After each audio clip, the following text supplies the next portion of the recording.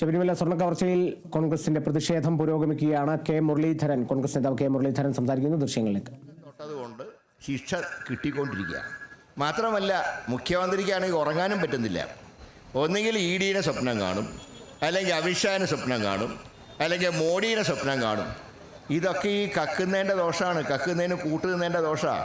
ഇവരാരും കട്ട മുതൽ അവരുടെ വീട്ടിലേക്കൊന്നും കൊണ്ടുപോയില്ല, ഒക്കെ പാർട്ടീനെ ഏൽപ്പിക്കുന്നുണ്ട്.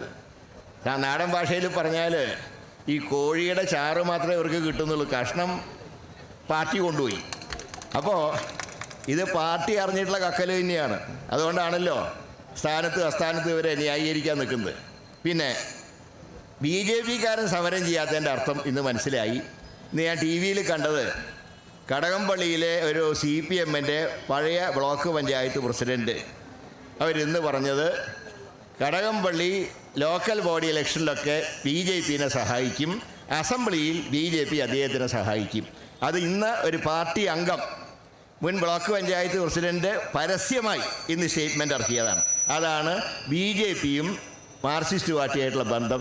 ഇങ്ങനെ സംഭവം നടന്നതായിട്ട് ഞാൻ ആരും അറിഞ്ഞിട്ടില്ല, BJPക്കാർ അറിഞ്ഞിട്ടില്ല. ഇവിടെ ഒരു ദിവസം മഴയത്ത് വന്ന് രാജീവ് ചന്ദ്രശേഖരൻ ഇരുന്നൊന്ന് പോയി. അതല്ലാതെ ഒരു സമരം ശബരിമല വിഷയത്തിൽ നടത്താൻ BJPക്ക് കഴിഞ്ഞിട്ടുണ്ടോ? ഇവരല്ലേ മറ്റേ ഹിന്ദുമതത്തിൻ്റെ ഹോൾസെയിൽ എടുത്തു എന്ന് പറഞ്ഞവർ. ഇനി അവരെയും പറഞ്ഞിട്ട് കാര്യമില്ല, ഞാൻ മറ്റേതിലേക്ക് കടക്കുകയല്ല.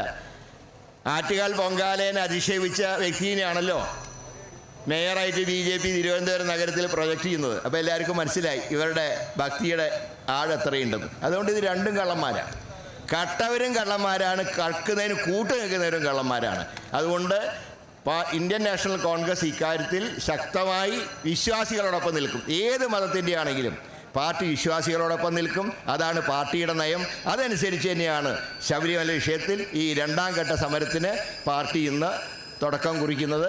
ഇതിനെ വിജയിപ്പിക്കാൻ മുന്നോട്ട് വന്ന എല്ലാ പ്രവർത്തകരെ അഭിവാദ്യം ചെയ്തുകൊണ്ട് ഞാൻ എൻ്റെ വാക്കുകൾ അവസാനിപ്പിക്കുന്നു. ജയ്. ബഹുമാനായ മുൻ KPCC അധ്യക്ഷൻ ശ്രീ MM ഹസൻ, അദ്ദേഹത്തിന് ശേഷം ഈ യോഗം അവസാനിക്കുന്നതാണ്.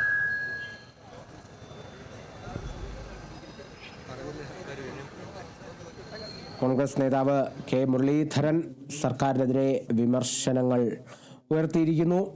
ദേവസ്വം മന്ത്രി രാജിവെക്കണമെന്നുള്ള കോൺഗ്രസിന്റെ ആവശ്യം കെ മുരളീധരൻ ആവർത്തിച്ചിരിക്കുന്നു.